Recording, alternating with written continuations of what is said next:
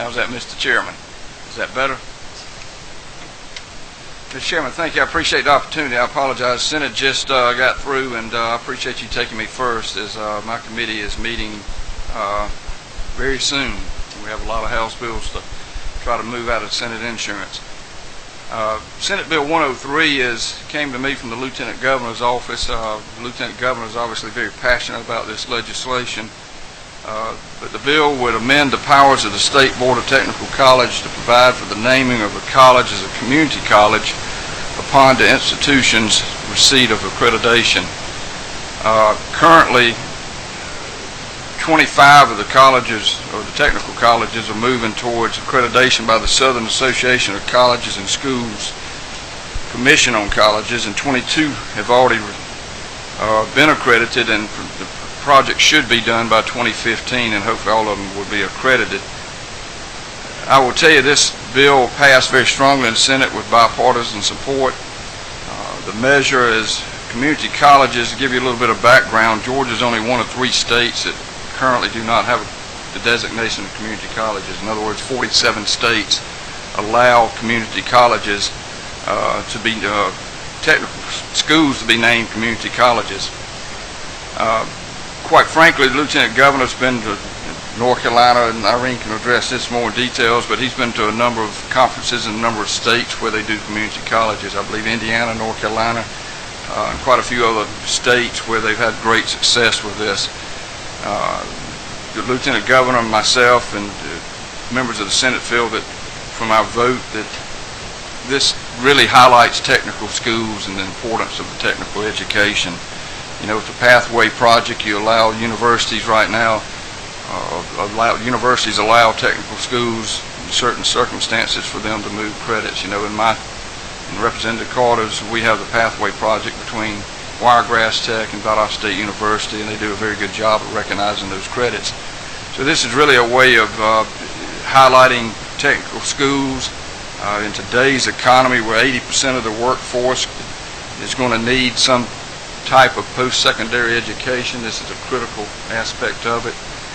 We feel like obviously this legislation, quite frankly, simply allows the state board to option a naming on community colleges. It does not dictate that the state board has to do so, but it allows that option, and we feel like they ought to have the opportunity to elevate technical schools to this level. And it does not change anything in the mission of the university system or the technical school. It's merely allowing the the technical school board to allow the naming of a community college. And that's, Mr. Chairman, that's a quick overview. I apologize for rushing so quickly, but we'd be glad to entertain any questions.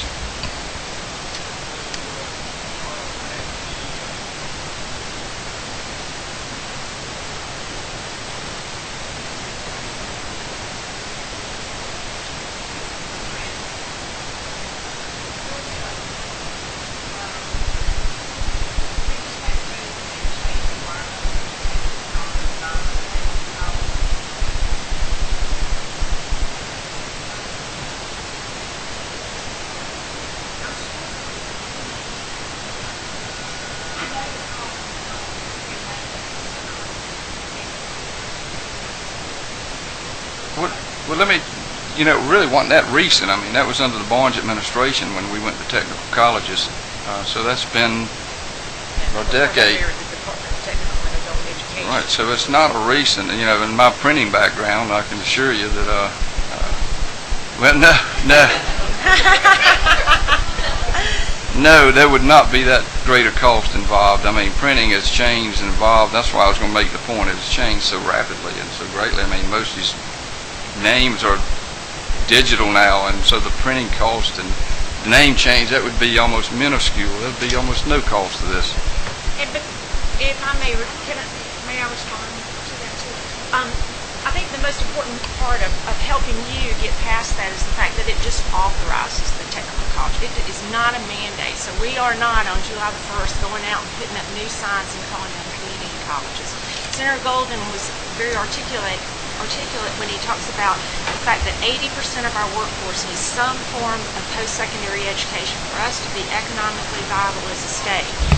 And that is something that's just critical to the Lieutenant Governor. So he believes that we should continue to work with our Technical College Board as well as the University System of Georgia to challenge them to continue to partner together so that our students are attracted to the post-secondary education that we really need. And it's really a branding when you think about it. For parents and students to realize we need that post-secondary education. It's good for you to go and find success at your local, right now, technical college, but could be community college, and have that attractiveness to that student. And then let them realize that either, number one, they get the technical education that they need and will go out and be successful in the workforce, or they know that they can be successful at post-secondary and go on and get that 4-year education that they need to continue if that's what they choose to do. But 47 other states across the country use the term community college, and a number of them, North Carolina and Kentucky being a best example of that, they have their technical programs as well as their community college programs within what we call today the Technical College System of Georgia. So I am confident the Lieutenant Governor would agree with you. We don't need to put money in the budget for the technical college to go out and change all of these names. But as we continue as a state to make sure that our students are attracted to post-secondary education, we need to get in line and use that term, or it's the Lieutenant Governor's belief, that the idea of going to a community college where they can get that education and find success is important. I hope that answers your question.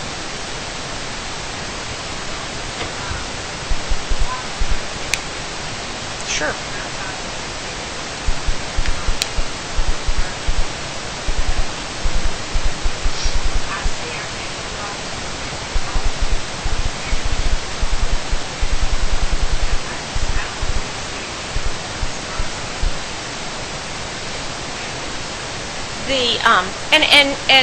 The Lieutenant Governor shares the fact that the Technical College System of Georgia needs to keep that mission of workforce development. He agrees with you 100%, would never ask for that mission to be diminished in any way. In fact, we need to be building it up. But the idea, again, of making sure that our students are attracted to post-secondary education is important, and he's gone around the state. He's talked to numerous communities on a regular basis. We have, as you all know, a number of college and career academies across our state now where parents and kids are thinking, well, I need to go to a 4-year college. The reality is they need to find success at a post-secondary institution. And the idea of naming a community college is just been very welcomed by numerous college presidents or technical college presidents across the state to bring up that brand as it relates to that type of education.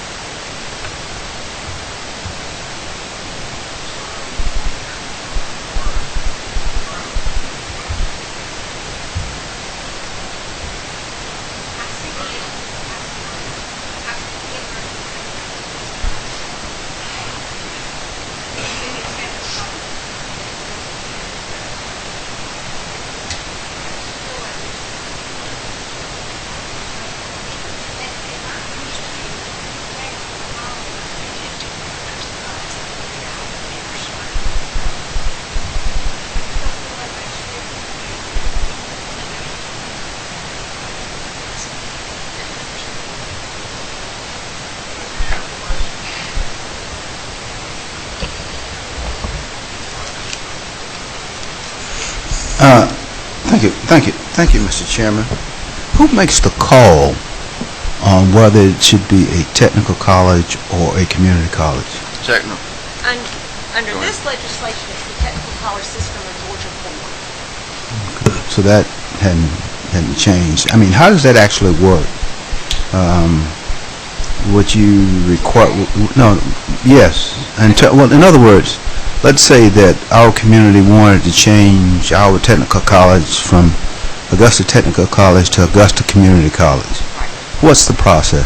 If this bill was to pass, then there would have to be an action made by your technical college to go to the Technical College System of Georgia Board after they have received SACS accreditation. and then they can ask for that name change, and it'll be a decision and vote by the Technical College System of Georgia Board. And let me remind you, too, we are not asking for the name change of the Technical College System of Georgia at all. So that technical name is still very critical and important. It is really, it will be at the local level, and it authorizes. It does not mandate at all. And I'm confident in the conversations that the Lieutenant Governor has had twice now with both the Chancellor as well as Commissioner Jackson over how to move this forward. As you guys know, they are working together with our Complete College Initiative, and they're working together extremely well about the articulation agreements already in place today with, I believe, it's 27 associate's degrees that will articulate over to the four-year institution.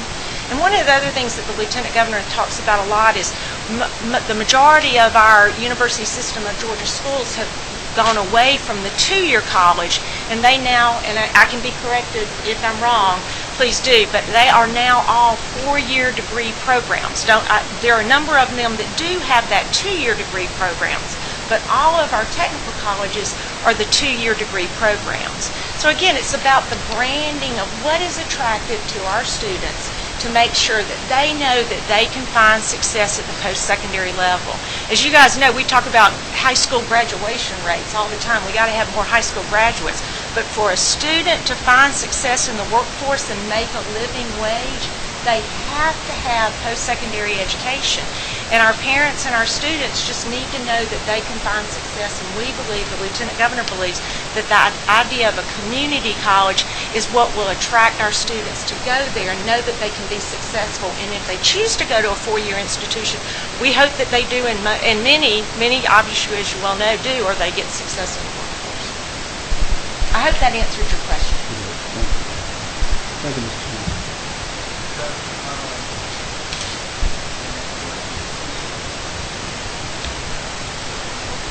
Thank you, Mr. Chairman. I agree with you in terms of the intent of the bill, in terms of making sure that we address what's been commonly called the skills gap. But from what you just said, it sounded to me like this is a branding issue. If that's the case, is there any data to support that this will actually increase the appeal of schools for the population that we're seeking to push into these educational services? I don't have any data on that. I have lots of anecdotal data on that, but I don't have any specific data on that. No, sir. Okay, thank you. Anyone else? The SLED states, Southern Regional Education Board states. Okay. Well, I forgot you guys. Yeah. The SREB states, of which we're part of the Southern Regional Education Board, this is prevalent throughout the country. And what they're saying from a branding standpoint, it's sort of like if when we went from the multi-diploma to the one diploma. With all due respect, Representative Carr, there is a stigma for some people, particularly from out of state, and we're trying to attract businesses and this type of thing. This is what they're looking at from an educational perspective, and they do get confused when we talk about technical colleges versus community colleges, because that's what they're seeing in our neighboring states when they're comparing type things. So the only thing I would say to you, it is a trend. I think the Lieutenant Governor is right in this particular case.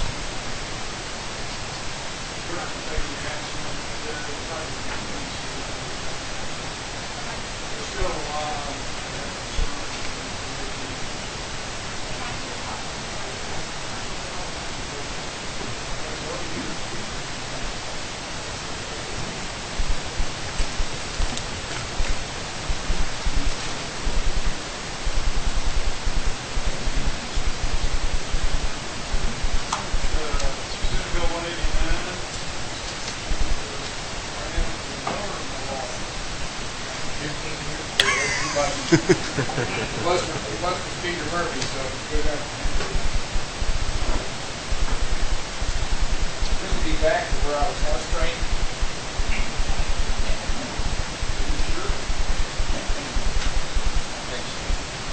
Senate Bill 189,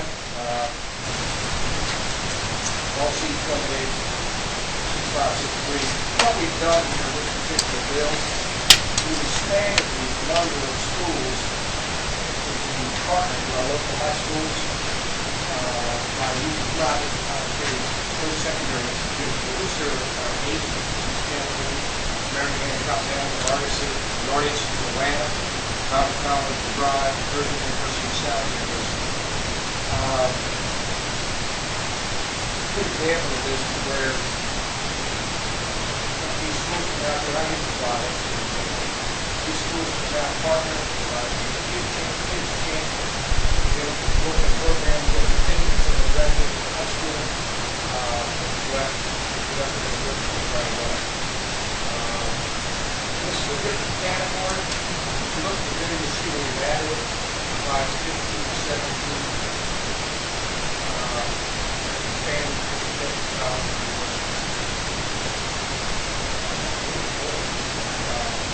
I have personally had discussions with other institutions being involved. I do think that to suggest that we put ourselves back and so then we particularly for health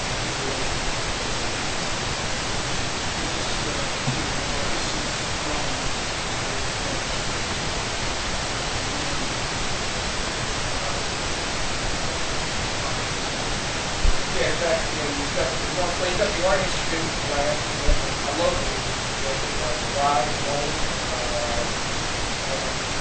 Again, what we're doing is giving these more opportunities that coordinator divide it up into what is worked up. So, again, I think my philosophy is we're the Catholic direction. What we do is we get these kids now in high school. It's right for the 25.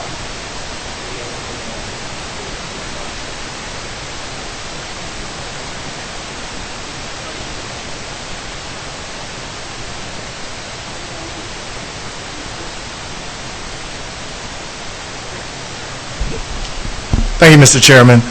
I have a quick question. I know I just got in late, and I apologize, coming from another committee. But the language on lines 15 through 17, briefly read over that. What is that pertaining to? Just so I understand that. Those 8 institutions that I just read, they schools qualify with that. Mr. Chairman, if I may. Why is it limited just to 8 schools and not allowing everyone to participate? These are the people that come and ask for the position for the time. There are other institutions out there as well. And I do know that as of right now, Representative Rice is carrying the bill, and that's the governor's office. They have no one to discuss that.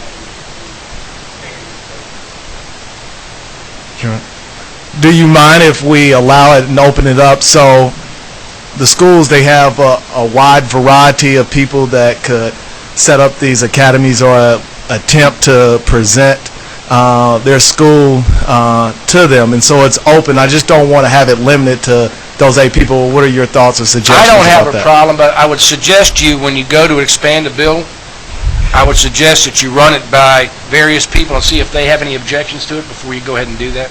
That would just be advice in general, down here at the General Assembly. Thank you. I know you're new here. Do you have an experience with the word veto? Do you have an experience with the word veto yet? No, I haven't. That is a 4-letter word, by the way. That's what he's trying to tell you. Just remember, too, we just got a big event yesterday where we had Pope Francis I. I want you all to remember that while I'm sitting here with you today. It wasn't Francis of Assisi. It was Francis of Dunwoody was his inspiration. Is what I understand. I wanted to pass it on, Mr. Chairman. No, but for that I could be. I'm a son of a Baptist minister, but I'm very ecumenical. I'm here with Les. Mr. Chairman. Any other questions? Anybody else want to speak in favor?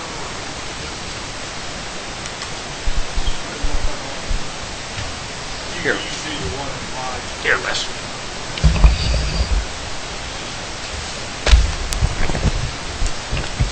Mr. Chairman, members of the committee, my name is Les Schneider, and I represent DeVry University and Herzing University, and I know I've talked to all of you about this bill, and I'm sorry.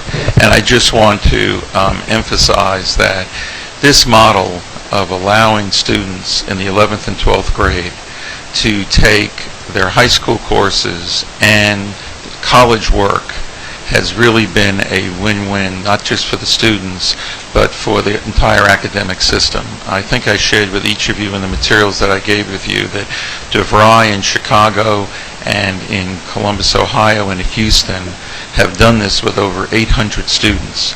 And these students, at the end of 2 years, their 11th and 12th grade, they not only have their high school diploma, but they have an associate degree. In the case in Georgia, in the Decatur schools, through Representative Jones's Move On When Ready program, there are 10 students now who graduated from high school and have a 2-year associate degree in health information services. Those students now can either go to work and get a good paying job, or they have just now 2 years left to get a college education. And we have cut down the cost of tuition. It costs them nothing. All DeVry and Herzing wants is the opportunity to have the opportunity to be a partner.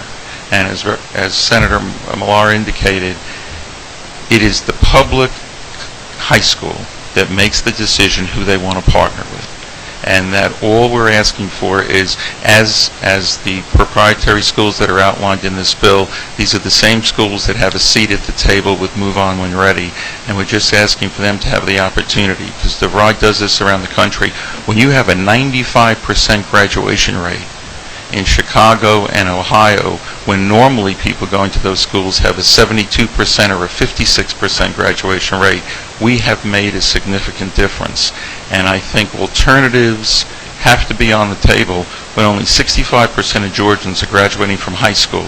And those that go to college, half of them are getting remedial courses. We have got to do everything we can to change that attitude. And these students, after this program, they are college ready. They're not taking remedial courses. They're taking courses for their junior and senior year of college. So I would really appreciate your support in passing this bill so that we can have as many options on the table for public schools to take when they're looking for it. And whether it's a associate degree in human health, human information services, whether it's in the culinary area, whether it's in computer animation, these are the jobs that people are trying to fill. So I think we can really help a lot of students just by adding these schools to it, and I would really appreciate your support.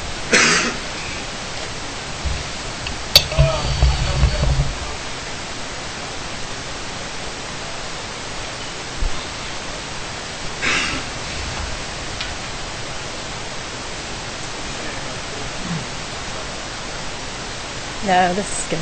I'm not that fragile yet.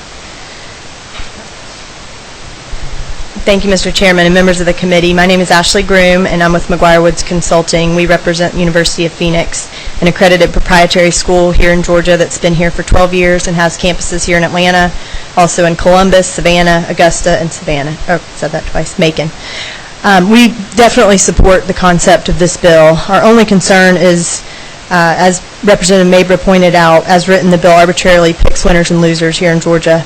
The definition of proprietary schools in this bill includes the schools that are eligible for Hope Scholarship and the tuition equalization grants. The only difference between schools who are Hope eligible and those who aren't is a date on a calendar.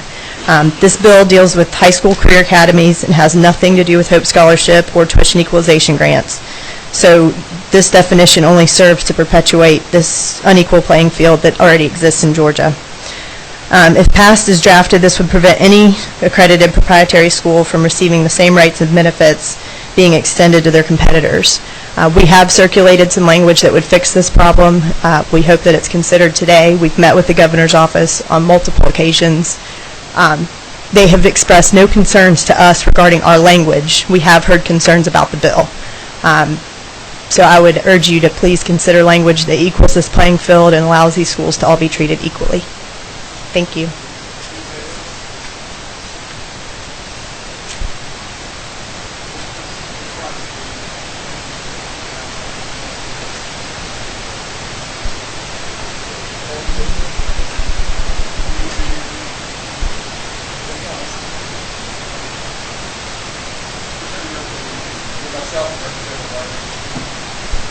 Well, no, no, we'll go into 10. Okay. Thank you.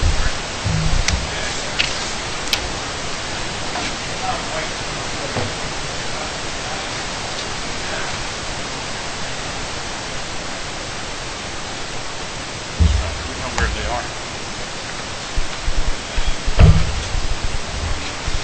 I'll do, let's do whichever one you prefer. All right. If you've ever been to Dahlonega, you'll see a golden gem. It's our North Georgia College and State University. Just got renamed the University of North Georgia through a consolidation and merger of the Board of Regents with Gainesville College, and also there's a new campus in Forsyth County and Oconee County. And we are proud of our college. It was founded in 1873 as North Georgia Agricultural College. In fact, it's the second oldest co-ed institution in Georgia. Had the first female graduate in 1879, so we're proud of that. We're also established as the premier, it's a relative of yours, Mr. Chairman. I can't remember her name. I think it was Frances Rogers, but I'm not sure of that. Just kidding. Oh, they didn't. Well, I may be mistaken. But we're proud that North Georgia College and now the University of North Georgia is a premier military college. In fact, it's one of the top 6 in the country.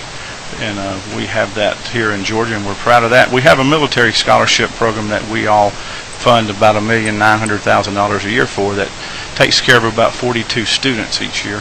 And their military experience and their service is a great addition to our country. This bill changes the name from North Georgia College to the University of North Georgia, and it strikes out where the word quarter exists. It replaces the word quarter with semester.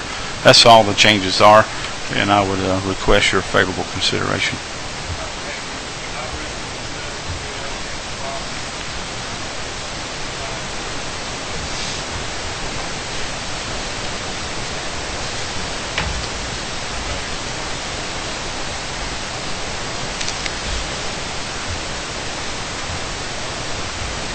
Maybe I can direct this question to you.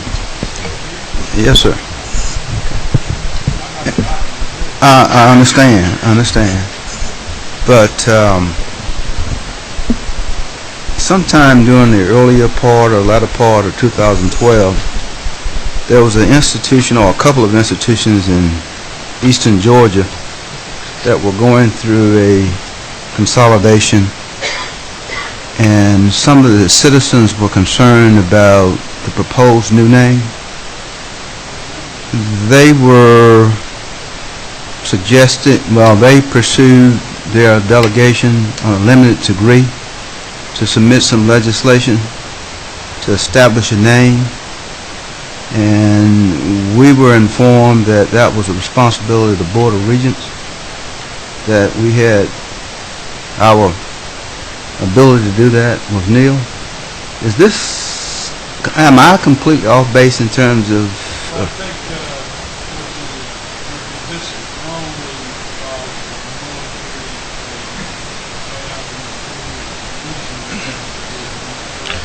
If I may, under Title 20, the code section that establishes the Georgia Military Scholarship, this section pertains to North Georgia College and now the University of North Georgia, only in the portion pertaining to the military scholarship.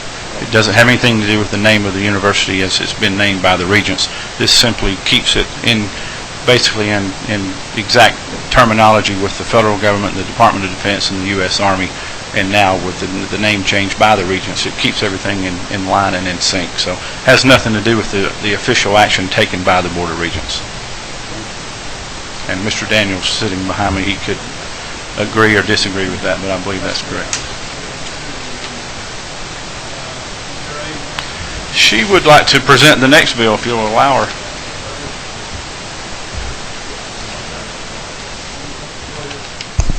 I hit my button late. Chairman Gooch, thank you. Chuck Williams.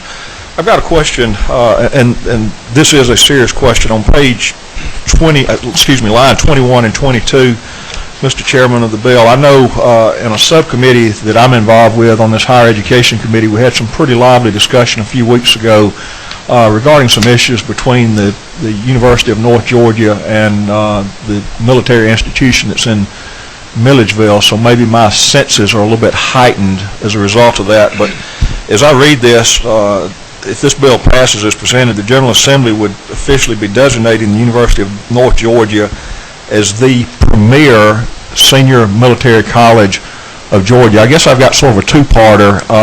Is there another, quote, senior military college of Georgia that might dispute that? And if so, that might alleviate any concerns I would have as far as this body choosing who is premier and who is not. Good question. This designation was already picked years ago by this body.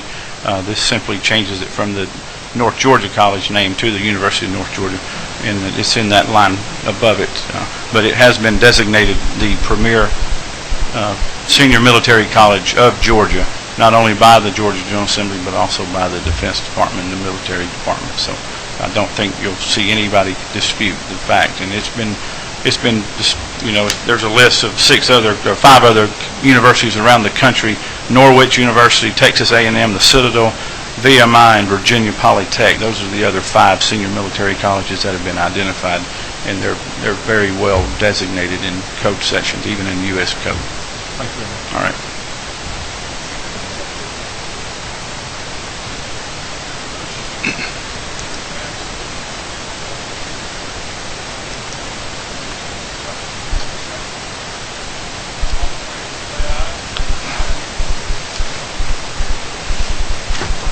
Thank you, sir.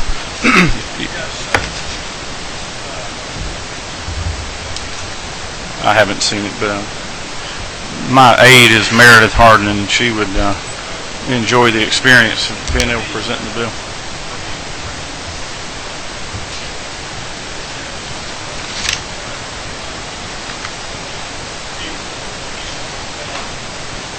Okay.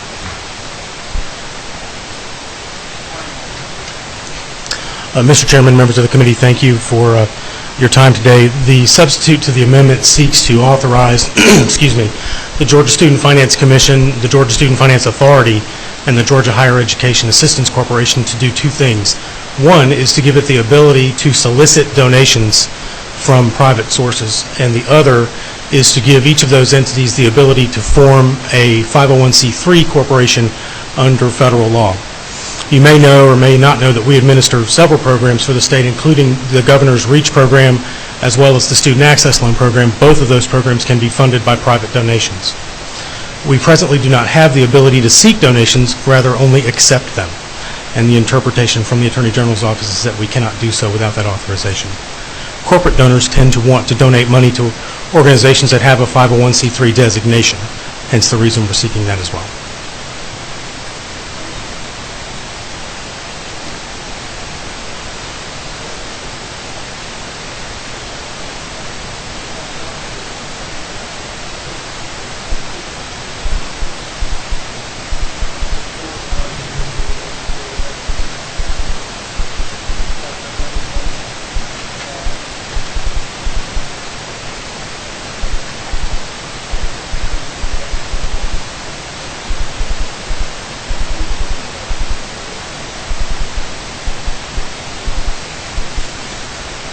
Thank you, Mr. Chairman, and I appreciate you explaining those additions, and they make sense. My question is pre-changes in the substitute, so I don't know if you're the right person to ask or not, but the change from 13 to 14, my experience with most boards is they like to have odd numbers, so that way there's not ties on votes. So can you explain why they're making that change? Chairman would. The law, all 3 of the entities requires a board member from each congressional district. There you go. Thank you.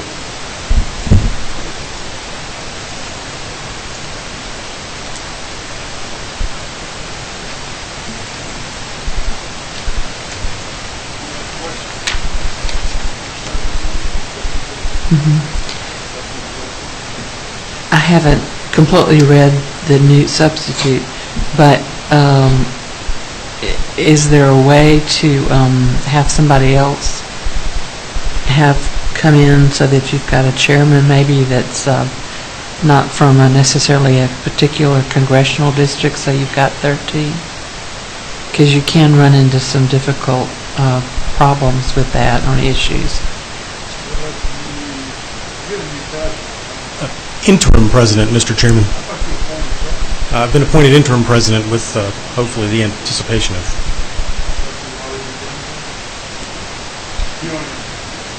I cannot answer your question as I stand before you, but I'm happy to seek an answer to it.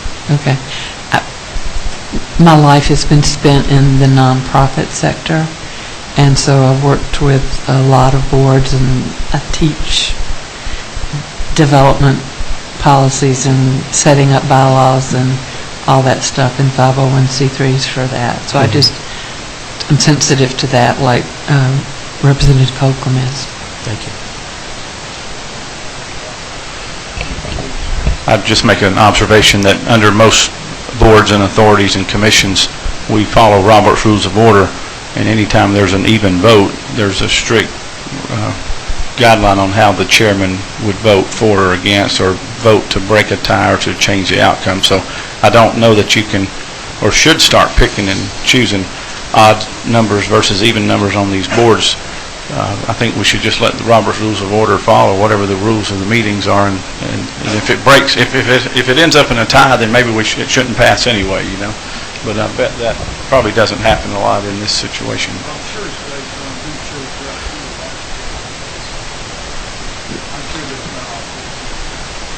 But it is a representative from each congressional district. So. Mr. Chairman, do they elect officers amongst themselves? I believe they do. Similar to the DOT board, if I may. Whenever I was a DOT board member, we had 13.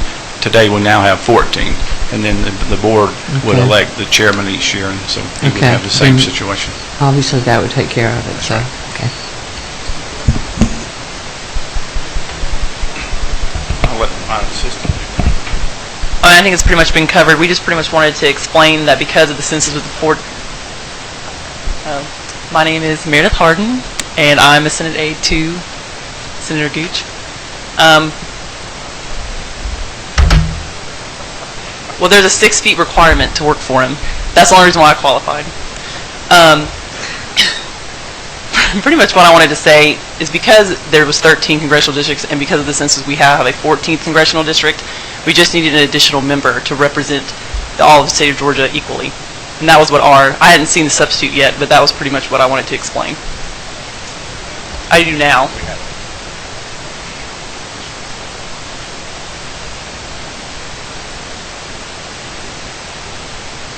Any other questions?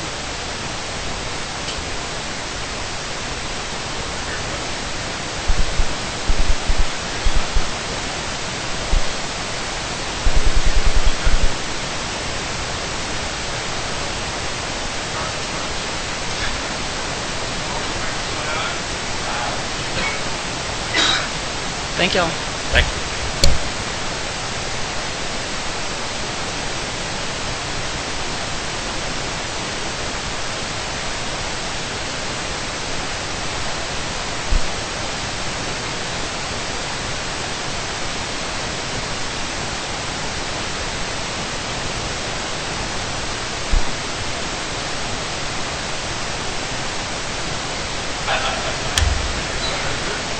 Dugan, 30th District. Some of these other ones have seen me, so they can vouch that I really am supposed to be here. Thank you, thank you. Does that work for me or against me, just so we know? You're looking at 241. Like, before I jumped up here and said, yeah, I'm here, let me make sure we're talking about the same bill. Does it start with a 2? Yeah, that's it. Basically what this bill does, and it does it in its entirety, is it mirrors the a recommendation process that our U.S. representatives and U.S. senators have for the service academies. And, you know, with the service academies, Air Force Academy, Naval Academy, West Point, Merchant Marine Academy, and Coast Guard Academy. We didn't have anything that duplicated that system here in the state system. Now, we know that if you're a superintendent or a valedictorian or a salutatorian in one of our school systems, that you justly have your pretty much your pick of which one of the state institutions you want to go to. Right below that group, there is a large pool of extremely well-deserving students that meet all the qualifications requirements to get into these institutions, and all this does is allow us to pick one to be kind of a wave their banner for them, so that if they commit to joining an ROTC program, and one of the institutions that has ROTC there, they meet all the entrance requirements, then we have a formalized way of abdicating for them.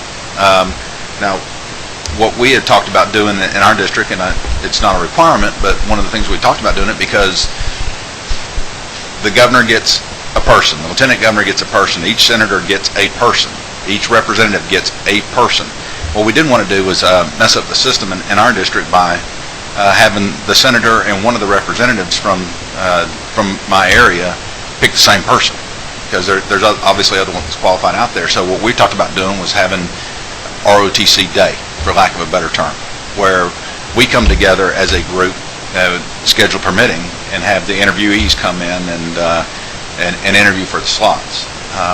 It's a great way to get to know your younger constituents better. It's a great way to cross-talk with me with the representatives, them with the senator from their district. It's a win-win all the way across the board, and I would request your.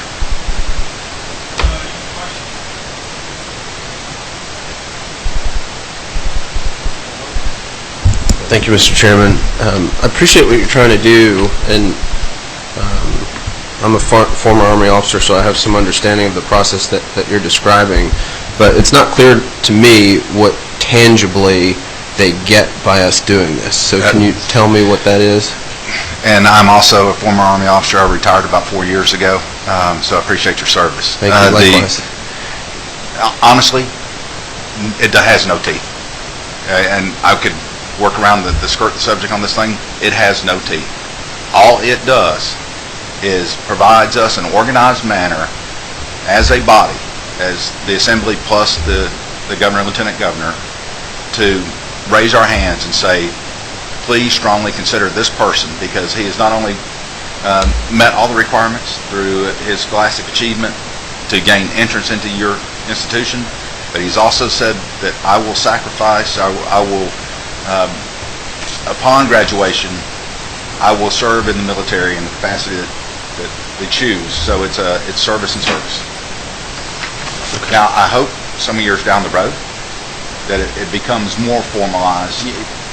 And I don't know your commissioning source, but you know the service academies, when as it sits right now, that's not an appointment. That's a recommendation. Mm-hmm. So this is the same system on the state level. We are recommending that the university, if at all possible, take this student, pull them out of the pool. So just differentiate a little bit. So just to make sure, and I appreciate that, to make sure that I understand, effectively this is akin to a recommendation that only those authorized by this legislation to prescribe could give out, and it would designate somebody a Georgia Leadership and Service Scholar that we would get to pick. That's right. Okay, thank you.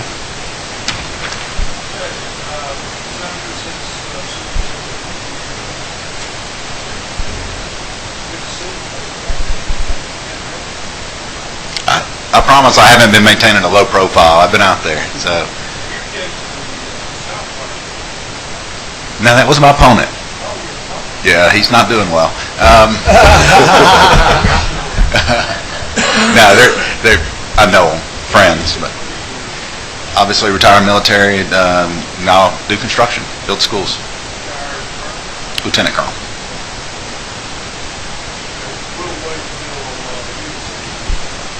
I think we had a question. I'm sorry, we had a question. No. Who's your mom? See, you're not from my area, because over where I am, it's Hoosier people. Not where I am. Thank you. Appreciate it.